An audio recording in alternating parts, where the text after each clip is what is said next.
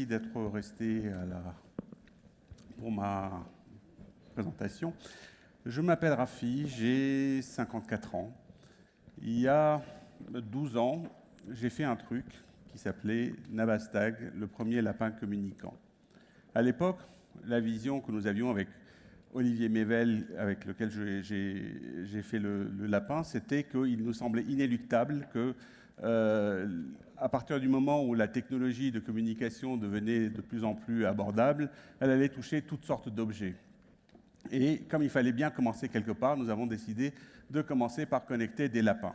À l'époque, nous avions une stratégie en 2 étapes qui disait étape 1, connecter les lapins, étape 2, connecter tout le reste. En fait, connecter tout le reste, on n'a pas eu trop à s'en préoccuper parce que plein de gens s'en sont chargés, d'abord en reprenant des objets usuels qui existaient et en y rajoutant de la connectivité, et puis en créant des capteurs qu'on peut rajouter à des objets existants qui vont des plantes vertes jusqu'aux pierres tombales, et puis bien sûr des millions et des millions de bracelets qui comptent le nombre de pas que vous faites, comme si c'était quelque chose de très essentiel, mais de nos jours, c'est quelque chose dont on ne peut plus se passer. Donc je voudrais un peu revenir sur cette question des objets connectés. Vous avez probablement beaucoup entendu parler de l'Internet des objets aujourd'hui. Je vais probablement dire un certain nombre de grosses banalités, mais je pense que c'est parfois utile de redire des banalités. Pourquoi est-ce qu'on assiste à l'émergence des objets connectés et pourquoi on assiste à ça aujourd'hui ? D'abord, parce qu'on peut, c'est-à-dire que là, c'est con à dire, mais la technologie est disponible. Non seulement on a toutes sortes de technologies de réseau qui permettent de connecter à peu près n'importe quoi, ce qui est petit, ce qui est grand, ce qui a de l'énergie, ce qui n'a pas d'énergie, ce qui bouge pas. Et on a toutes sortes de capteurs, de même qu'on peut intégrer de manière très peu coûteuse dans n'importe quoi. Donc la technologie est disponible, c'est nécessaire, mais ce n'est pas suffisant. On a aussi tout un écosystème qui existe qui permet de faire ça, c'est qu'on n'a plus besoin de se préoccuper d'avoir à fournir une interface aux utilisateurs, ils en ont une dans leur poche, il y a le cloud, il y a des réseaux partout, tout ça existe, c'est très bien, mais ce n'est pas suffisant.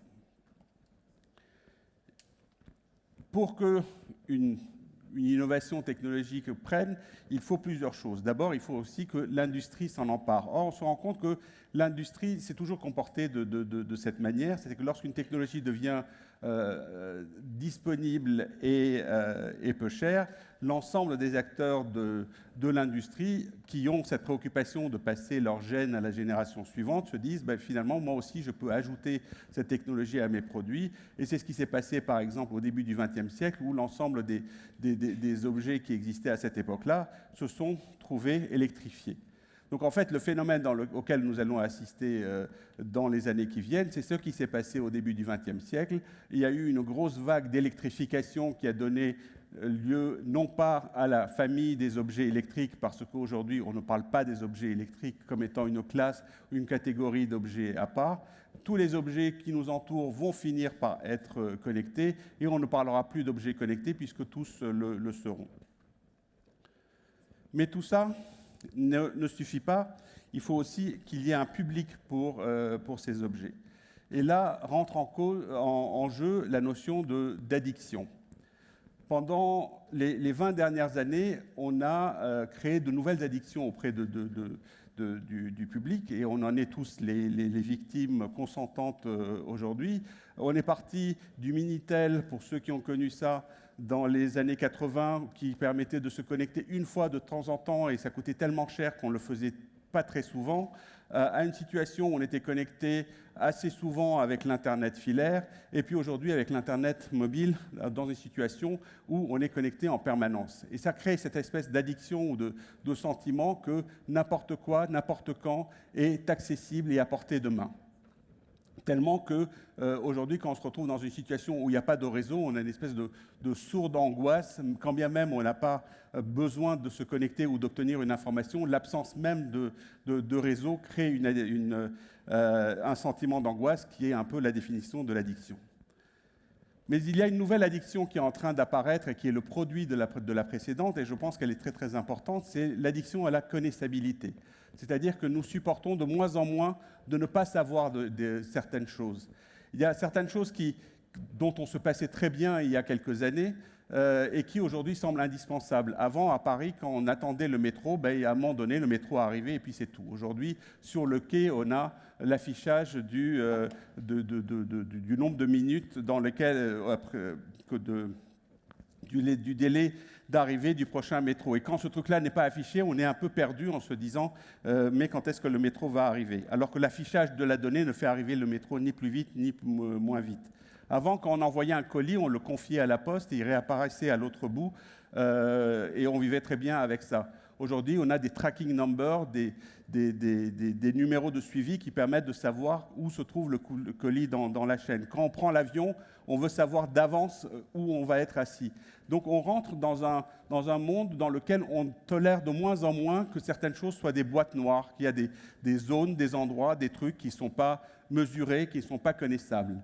Et cette addiction-là, elle ne va pas s'arrêter. Elle commence par de tout petits détails de la vie qui sont je veux savoir d'avance où je vais être assis dans l'avion ou combien de fois un tel joueur dans telle partie de foot a eu le ballon entre les pieds. Et puis petit à petit, ça va toucher tout. C'est-à-dire qu'il n'y a pas une frontière, on dit au-delà de cette limite, je n'ai plus envie de savoir. Petit à petit, ça prendra le temps que ça prendra. On aura le sentiment que tout, en permanence, est connu et est disponible quelque part et que je peux y avoir accès.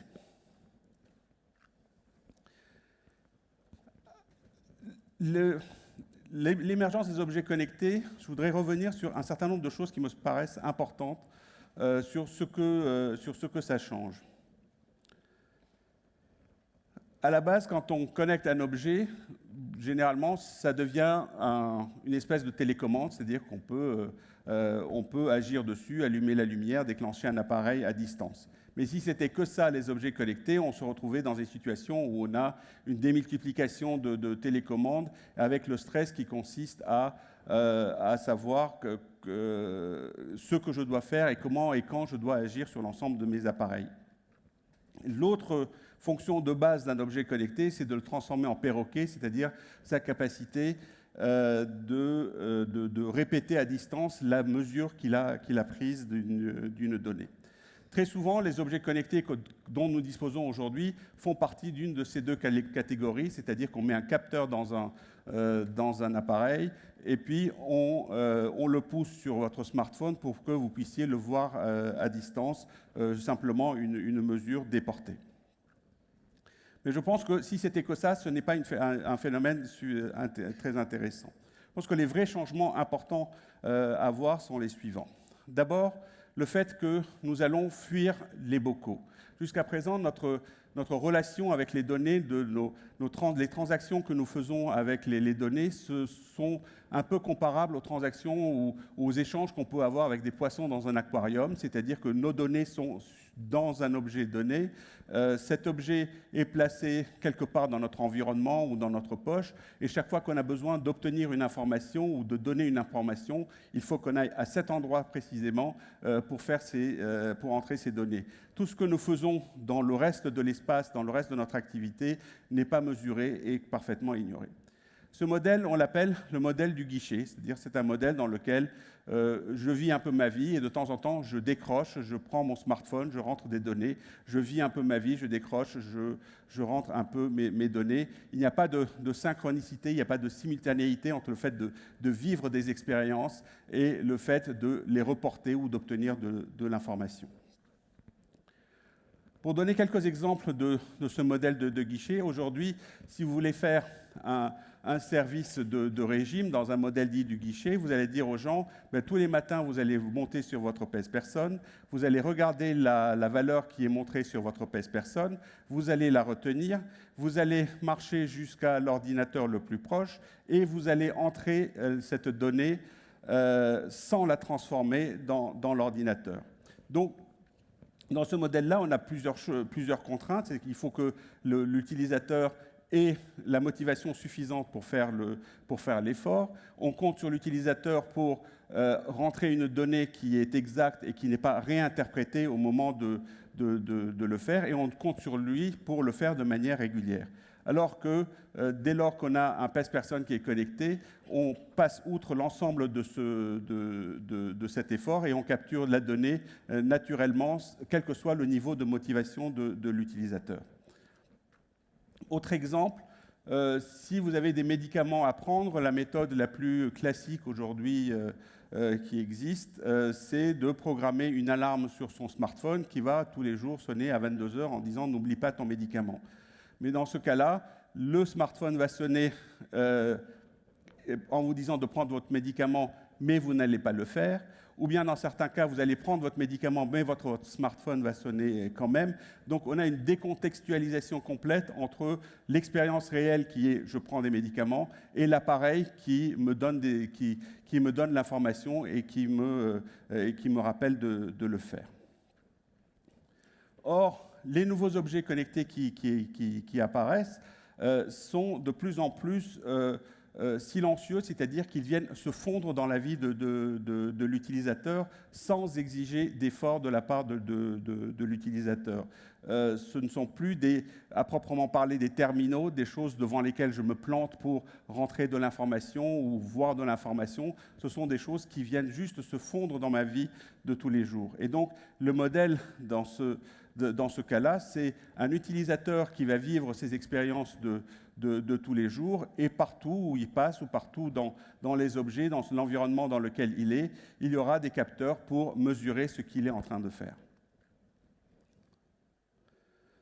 Et ça change tout, surtout en termes de qualité de la donnée. C'est qu'on passe d'un modèle dans lequel on avait des données une fois de temps en temps, des données qui étaient subjectives parce que très souvent reformulées par l'utilisateur lui-même et qui n'étaient pas calibrées puisque deux utilisateurs différents pouvaient rentrer des données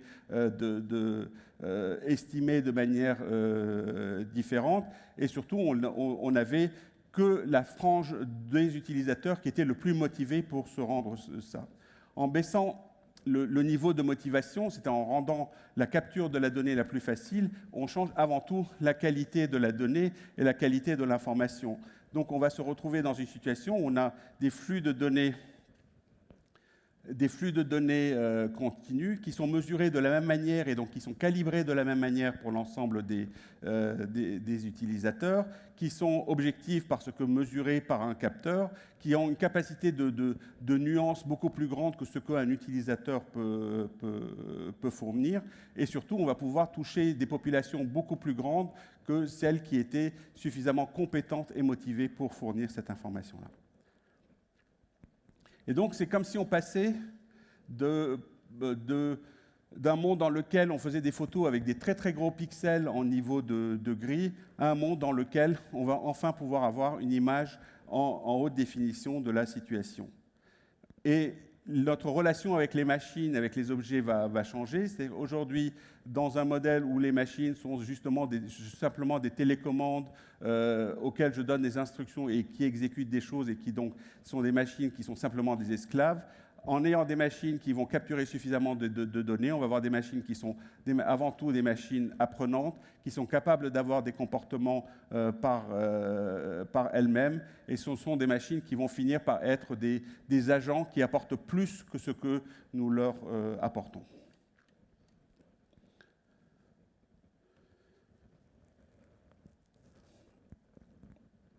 Autre grand changement apporté par les objets connectés, c'est le bond prodigieux que nous allons faire dans ce qui s'appelle la relation client. Je n'aime pas tellement cette expression. Pour donner un exemple que j'aime bien, si vous êtes un fabricant de matelas, demain, vous allez intégrer dans les matelas que vous vendez un capteur qui va rajouter $4 au prix du matelas, qui va permettre de mesurer la qualité de sommeil de l'utilisateur.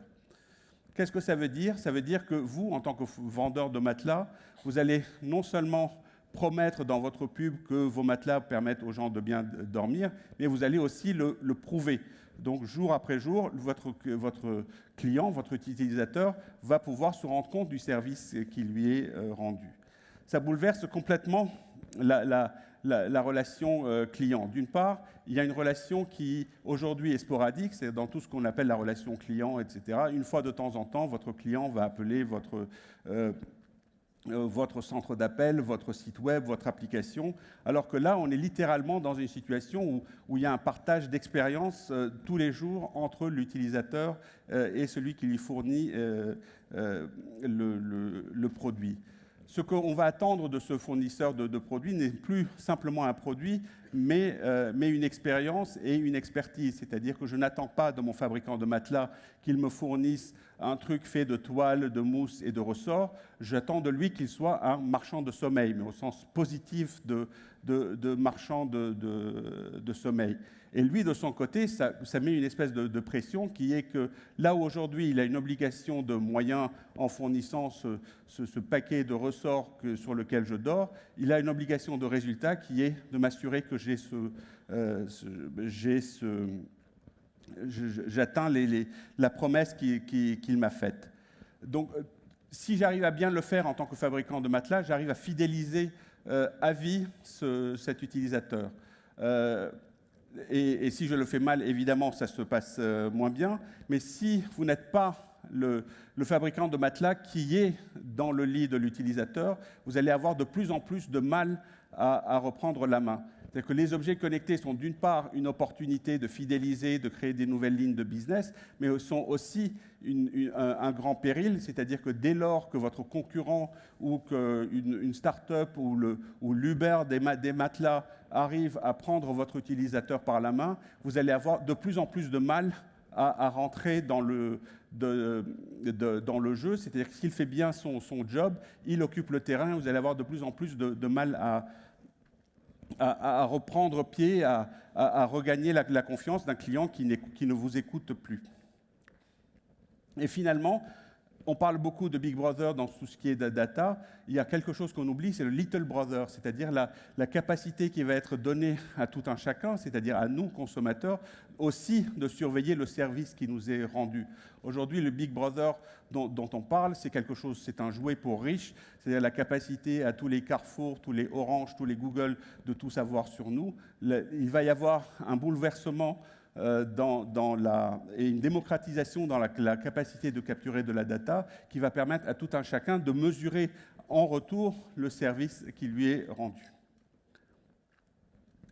Autre phénomène auquel il faut faire attention avec les objets connectés, en particulier pour les industriels qui réfléchissent à la transformation de leurs objets, de leurs produits et le fait de pouvoir les transformer en objets connectés. Connecter un objet le transforme. Ce qu'on a vu jusqu'à présent, c'est que la technologie n'était pas neutre. Au début, il y a très très longtemps, quand on faisait des machines à écrire, on avait un objet qui était fait de ferraille et donc qui était conçu d'usine pour faire une seule chose, écrire. Lorsque on a commencé à écrire sur des ordinateurs, finalement, l'appareil servait aussi à écrire, mais il servait aussi à jouer, il servait aussi à tout un tas de choses. Et donc, on a été capable, en changeant de logiciel, de lui faire plein de choses. Jusqu'au moment où, avec des ordinateurs connectés en permanence à un réseau à large bande, l'objet n'a pas de fonction déterminée, il est capable de te faire toutes les choses qu'on peut lui faire faire à travers le réseau. Ça devient une espèce d'objet caméléon qui prend la forme et les fonctions qu'on va lui dicter. Et rien n'est plus vrai aujourd'hui pour illustrer la caméléonisation que les smartphones. C'est qu'on est passé d'un objet qui servait qu'à une seule chose, qui était le téléphone, à un objet qui servait à faire 2 ou 3 bricoles dans les premiers téléphones portables de première génération, jusqu'à ce truc qui sert accessoirement à téléphoner, mais qui est tellement plus de choses que juste un téléphone. Et c'est encore plus vrai avec l'Apple Watch, qui très accessoirement donne l'heure, mal d'ailleurs, et qui est une espèce de caméléon qui fait toutes sortes de choses. Le deuxième péril des objets connectés, c'est la digestion.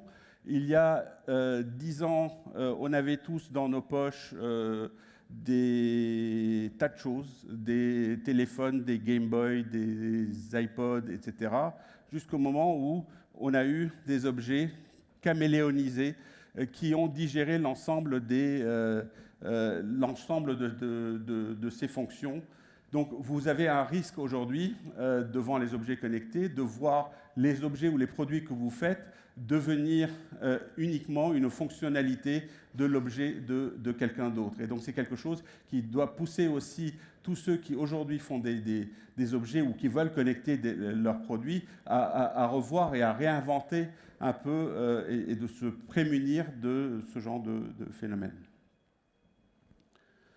Tout le monde aujourd'hui est convaincu que l'Internet des objets, c'est la prochaine grande vague. Alors, faites pas très attention à ce graphique, j'en ai choisi un au hasard. De toute façon, ils ont tous la même gueule, un truc qui part de un peu jusqu'à très beaucoup.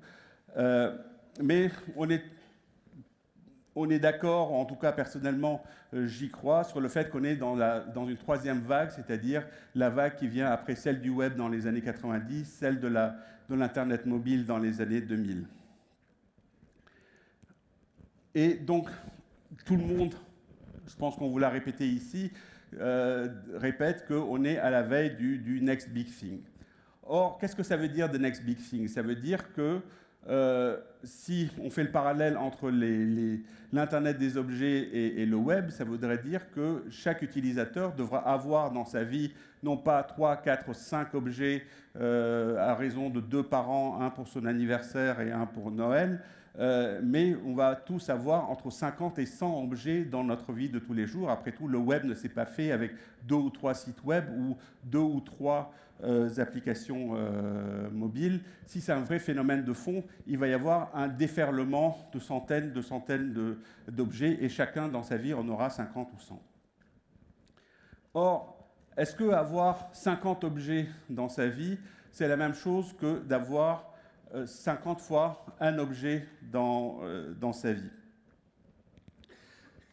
Quand on augmente les trucs, plus les choses sont grandes, ne sont pas simplement une multiplication de l'unité, ça change complètement la nature de l'objet. Donc comment est-ce que les objets connectés vont pouvoir passer à l'échelle? Comment est-ce qu'on passe de l'expérience de vivre avec finalement très peu d'objets comme nous avons aujourd'hui? On a un smartphone, un appareil, un ordinateur et un appareil photo mobile. Un appareil photo mobile, c'est très idiot comme mot. À une situation où on en a 50. Mais il y a des tas de choses qu'on fait quand on n'a que quelques objets qui ne se passent pas à l'échelle. Il est peu concevable qu'on va acheter 50, 60, 100 objets à raison de 150 € ou 150 $ par pièce. Il est peu probable qu'on va acheter un objet par besoin comme ce à quoi on assiste aujourd'hui. Et d'ailleurs, y a-t-il tant de besoins que ça dans notre vie qui justifie qu'on achète à chaque fois un objet pour? Des tas de choses qu'on est prêt à faire quand on a peu d'objets, comme charger des batteries ou appuyer sur le petit bouton pour synchroniser les données en Bluetooth, deviennent intolérables et impossibles à faire quand on a plein d'objets. Apprendre même à utiliser ou à se servir des appareils devient quelque chose d'insupportable. Les programmer, leur apprendre comment on est, toutes ces choses-là ne passent pas à l'échelle. Donc s'il faut qu'on vise un monde dans lequel il va y avoir plein d'objets, il faut réinventer l'objet lui-même, il faut qu'il soit designé et conçu pour ce monde de l'Internet des objets et pas simplement pour l'Internet des cadeaux de Noël comme on est aujourd'hui. Donc le propre aujourd'hui et l'avenir de l'objet connecté est de disparaître. Sa fonction première va être de plus en plus de se fondre dans l'expérience de la vie de tous les jours. Ce ne sont plus des choses qu'on prend dans nos mains, ce ne sont plus des choses auxquelles on touche. La vraie modernité va être dans la banalité de la vie de tous les jours et ne va pas du tout ressembler à un scénario de science-fiction. Dans la vie de demain, les gens vont ouvrir la porte de chez eux, ils vont mettre leur pyjama pour se coucher, ils vont promener le chien, ils vont manger des cornflakes, ils vont faire du café. N'empêche, et toutes ces actions ordinaires de la vie de tous les jours vont pouvoir être rendues intelligibles par des dispositifs, par des capteurs, par des caméras, avec peu importe, mais à aucun moment ils n'auront à se soucier d'avoir des objets. Je vais accélérer un peu.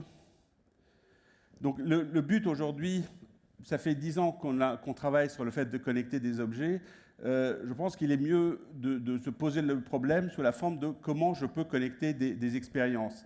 Alors ça a l'air de rien, ça a l'air d'être simplement une formule rhétorique pour se dire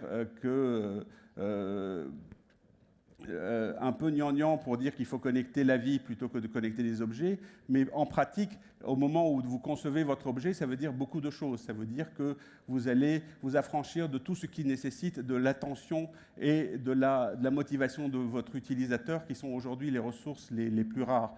Des questions comme l'autonomie de la batterie de votre appareil va devenir essentielle. Se dire, je vais mettre du Bluetooth et le client va recharger sa batterie tous les 15 jours est quelque chose d'inconcevable. Vous devez concevoir des trucs qui sont capables de tenir plusieurs années sans recharge de batterie. Vous allez concevoir des choses dans lesquelles il y a 0 bouton. À aucun moment, l'utilisateur n'aura à dire quelque chose. C'est à vous de deviner ce qu'il est en train de faire. C'est à vous de vous adapter aux gestes parfois particulièrement bordéliques qu'il fait dans la vie de tous les jours, plutôt que de se dire qu'on va contraindre l'utilisateur à appuyer sur le bouton ou à faire un geste particulier à tel ou tel moment s'il veut déclencher des choses. Les choses les plus difficiles ne sont pas dans la technologie. Les choses les plus difficiles sont dans la transformation des habitudes des gens. Transformer la routine des gens, c'est incroyablement plus difficile, d'autant plus qu'il faudra le faire pour des centaines d'objets à la fois. Donc, je crois qu'on va passer d'une ère où, pour communiquer avec et pour obtenir de l'information, on passait par des machines, et ces machines s'appelaient ordinateurs, s'appelaient iPhone, s'appelaient même Nabastag, à une situation où on va pouvoir connecter la vie de manière native, spontanée, naturelle, sans interface, avec une disparition de l'interface. Par conséquent, je pense qu'on est plutôt à la fin de l'Internet des objets, c'est-à-dire cet Internet des terminaux, cet Internet dans lequel on mettait un objet comme point de passage obligé entre l'expérience vécue de l'utilisateur et sa capacité à envoyer ou obtenir des données pour rentrer dans réellement l'Internet de la vie, c'est-à-dire une situation où finalement la vie va reprendre tous ses droits, on va arrêter de parler à des machines, on va vivre tout simplement et les machines feront les basses œuvres dans la cave. Un peu alimenté par toutes ces réflexions, nous avons lancé à la fin de l'année dernière Mother, parce que ce n'est pas tout de penser des choses, encore faut-il les mettre en œuvre. Voilà, je voudrais juste vous laisser avec un film qui présente un peu Mother, qui est à ce stade la matérialisation de cette vision.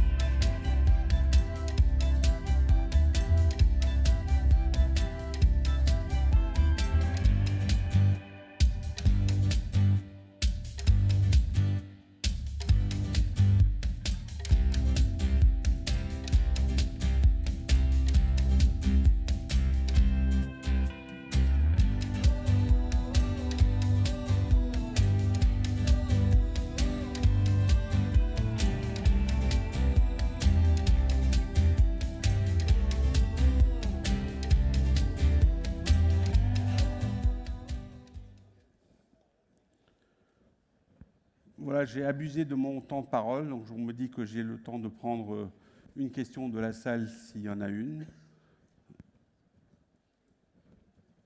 Je ne vois pas. Il y a une question ici. Je vous passe le micro, monsieur. Bonjour. Qu'est-ce qui explique, selon vous, l'échec de Nabastag Tag ? Le fait que ce soit arrêté Plein de choses. D'abord, est-ce que c'était un échec parce qu'on a quand même vendu 180 000 ? C'est vrai, oui.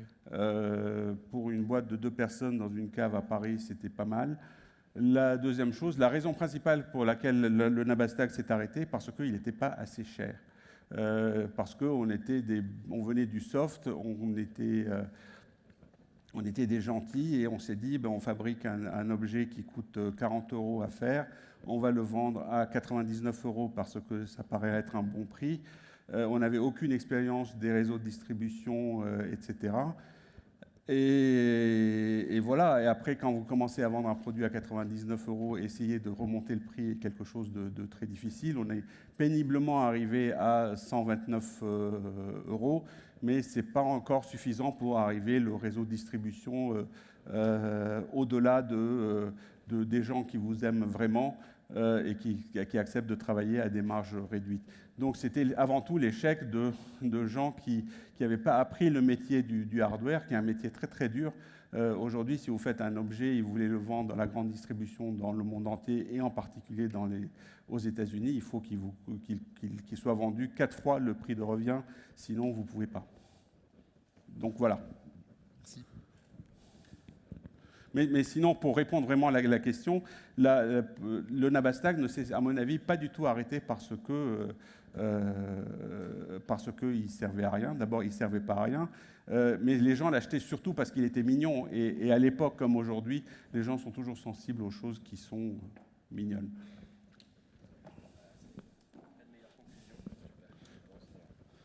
Merci.